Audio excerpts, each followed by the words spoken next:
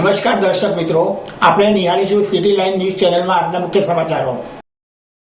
છત્તીસગઢના મુખ્યમંત્રી શ્રી ડોક્ટર રમણ સિંહ ગુજરાતના ગતિશીલ સર્વગ્રાહી વિકાસ કાર્યોથી પ્રભાવિત। અનામત નહીં તો સરકાર નહીંના નારા સાથે નીકળેલી પટેલોની રેલી। ડસ્ટબિન લેવા પડાપડી। માછીમારોની આપવીતી। My city my Ahmedabad photo exhibition. ચોર ટોળકી गिरफ्तार। MSU टीचर्स द्वारा आवेदन पत्र। MSU टेक्नोलॉजी खाते प्रेरणा इवेंट। वोर्ड नंबर 12 में वेरा बिल વધુ આવતા રોષ। Airport workshop. बोपल गायत्री परिवार गुरु रथ। छत्तीसगढ़ना मुख्यमंत्री श्री डॉक्टर रमण सिंह गुजरातना गतिशील सर्वग्राही विकास कार्यों प्रभावित। छत्तीसगढ़ना मुख्यमंत्री श्री डॉक्टर रमण सिंह गुजरातना सर्वग्राही गतिशील विकास टीम स्पिरिटना चमत्कारिक मिरेकल સમાન ગણાવ્યો છે। તેમણે કહ્યું છે કે ગુજરાત મોડેલના આધાર ઉપર છત્તીસગઢ જેવું રાજ્ય પણ બેસ્ટ પ્રેક્ટિસના અનુભવ જ્ઞાન આદાન પ્રદાનનો ઉપક્રમ સતત જાળવી રાખવા ઉત્સુક છે।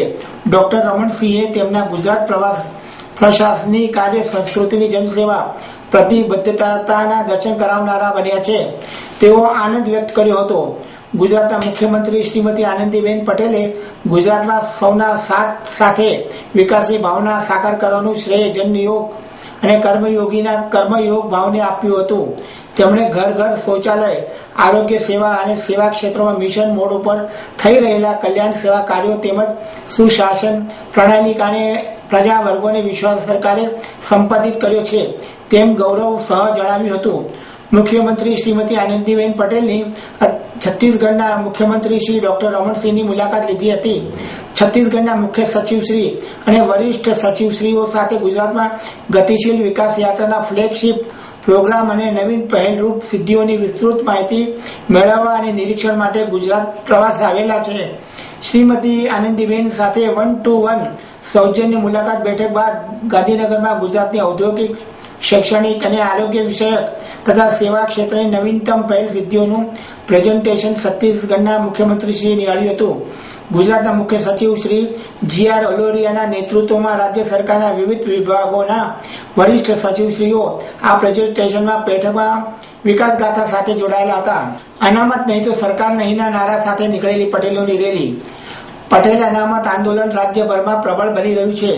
સૌરાષ્ટ્રમાં રોજ અનામત મુદ્દે પટેલ સમાજોની રેલી નીકળી રહી છે।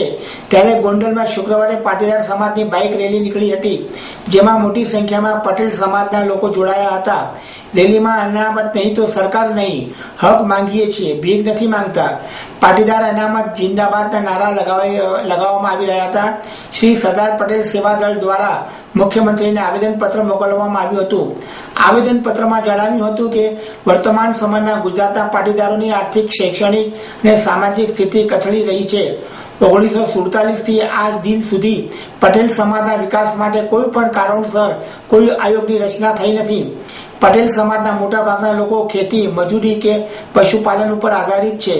મર્યાદિત આવકના સંસાધનો અને અનિયમિત ઋતુઓના કારણે આર્થિક સ્થિતિ ખૂબ જ દયનીય છે, જેના કારણે આત્મહત્યાના આંકડા વધતા જાય છે। પાટીદારોની ACBC કે OBC માં સમાવવા અમારી વિનંતી છે। શહેર તથા ગોંડલ તાલુકાના પાટીદાર સમાજોની SPG ગ્રુપના નેજા હેઠળ એક ભવ્ય બાઇક તથા કાર રેલીનું આયોજન થઈ ગયું છે, જે અમુક ગોંડલના રાજમાર્ગો પરથી ફરી અને તાલુકા સેવા સદન ખાતે પ્રાંત અધિકારીને આવેદનપત્ર પાઠવવામાં આવશે।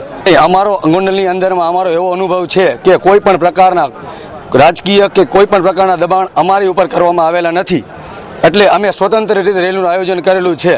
એ બદલ અમે હર્ષની લાગણી અનુભવીએ છીએ। જે કોઈ પણ બહાર જે કોઈ રાજકીય દબાણ હશે પણ અમારી ઉપર આ પ્રકારના કોઈ પણ પ્રકારના દબાણ થયેલા નથી, જે બદલ એમની પોતાની પ્રતિક્રિયા કંઈ પણ આવેલી નથી અમારી પાસે, અને રાજકીય કોઈ પણ દબાણ હોઈ શકે તો અમારી જાણ બહાર છે। આપનું કારણ શું કહેવા માંગો છો કે સમાજના નેતાઓ જે જોડાણા નથી, પાટીદાર સમાજના આગેવાનો છે એ જોડાણા નથી, વિશે આપ શું કહેવા માંગો છો? જોડાણા નથી એ બદલ કદાચ રાજકીય દબાણ પણ હોઈ શકે એમના માટે કે જેઓ સરકારના પ્રતિનિધિ છે તો ઉપરથી તેમની પાસે દબાણ હોઈ શકે, પણ અમે એવું ઈચ્છતા નથી અને એમને અમારો કોન્ટેક્ટ કર્યો નથી કે કોઈ દબાણ કર્યું નથી અમારી ઉપર. સમાજના આગેવાનો વગર તમે આંદોલન ચાલુ જ રાખશો? હા, અમે ચાલુ જ રાખશું, કારણ કે અમારી સાથે આખો સમસ્ત પાટીદાર સમાજના યુવાઓ જોડાયેલા છે, એટલે અમારે કોઈ પણ રાજકીય આગેવાનોની કોઈ પણ પ્રકારની જરૂરિયાતની જરૂર નથી. ડસ્ટબિન લેવા પડાપડી. વડોદરા મહાનગર સેવા સદન દ્વારા શહેરના નાગરિકો પાસે લાખોનો વેરો વસૂલ કરવામાં આવે છે, ત્યારે કોર્પોરેશન દ્વારા આ વખતે વોર્ડ વાઇઝ ડસ્ટબિન વિતરણનું આયોજન કરવામાં આવી રહ્યું હતું. ત્યારે વોર્ડ નંબર 4માં સિંધવાઈ માતાના રોડ પર વિસ્તારની વોર્ડ ઓફિસમાં ડસ્ટબિન વિતરણ છોડીને મ્યુનિસિપલ અધિકારીઓ અને કર્મચારીઓ ગરીબ કલ્યાણ મેળાની તૈયારીઓમાં જતા રહ્યા હતા. ત્યારે નાગરિકોને ડસ્ટબિન નથી તેવું કહેવામાં આવ્યું હતું, પરંતુ ડસ્ટબિન એક રૂમમાં હોવા છતાં ના પાડી હતી. ત્યારે રહીશોએ રૂમનું તાળું તોડી ડસ્ટબિનનો જાતે જ લઈ લીધી હતી અને પડાપડી થઈ હતી. ये 4 नंबर वार्ड है, माजलपुर विस्तार का है. सवाल ये है, आज सुबह में 8 बजे से एक बड़ा लाइन वार्ड का अंदर खड़ा हुआ है. वो लोगों ने फोन कर करे मेरे को, मैंने तपास किया क्या प्रॉब्लम है. कल शाम को 6 बजे तक पब्लिक इधर था. ये लोगों ने सब लोगों ने ऐसा समझा कल सुबह 9 बजे आ जाना, और रात को बोर्ड बना के रखता है. सुबह में सब पब्लिक आ गया, किसी ने रिक्शा में आया, को चल नहीं सकता, अभी तो भी चलता आया. 80-80 85 साल का बुढ़ा लोग भी हाजिर रहा, मगर ये लोगों ये जवाब देता है हम तो श्रीमती आनंदीबेन पटेल बड़ौदा में गरीब मेले के लिए आया है, तो इसके लिए सब इधर चले गया. अब तुम्हारा गरीब मेला क्या होता है, पब्लिक का क्या होता है, प्रजा ने सोच लिया अभी लूट के ले चलो. અમે વેરો ભરીએ છીએ અને કચરાના પણ પૈસા લે છે, પાણીના પણ લે છે, ગટરના પણ લે છે, રોડ ચાલવાના પણ પૈસા લે છે, અને અમને કઈ વાતની સુવિધા નથી. ને અમે આયા ભાવ લેવા ડોલ માટે, ને ડોલ પણ ના મળ્યો, ધક્કમ લોકો પડી પણ ગયા. હવે શું કરવું એનું અમારે, બોલો. માછીમારોની આપવીતી. આપણા ભારતના માછીમારો દરિયામાં માછીમાર કરતા ક્યારેક પાકિસ્તાનની સરહદમાં જતા રહે છે, તેનો ખ્યાલ આવતો નથી.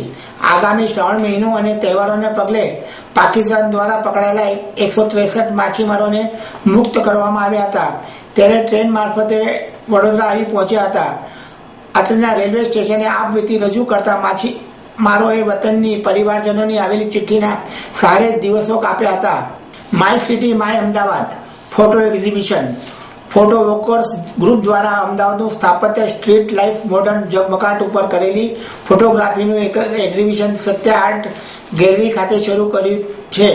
આ એક્ઝિબિશનમાં ગ્રુપના કુલદીપસિંહ, રશ્મિ જોશી, રોહિત નાગર, પુલકિત સતવારા, સુરેશ પટનાયક અને જયેશ પટેલ છેલ્લા 1 વર્ષ દરમિયાન કરેલી ફોટોગ્રાફીના 46 ફોટો રજૂ થયા છે. આ એક્ઝિબિશનમાં 9 ઓગસ્ટ સુધી સાંજે 4 થી 8 દરમિયાન જોઈ શકાશે. સિદ્ધી સૈયદની જાળી ખાતે બંદગી કરતા ફકીર, પતંગ હોટલનો નાઇટનો ઝગમગાટ, સરખેજ રોજાના તળાવમાં બાળકોની મસ્તી, આ બધું જ જોવા મળે છે.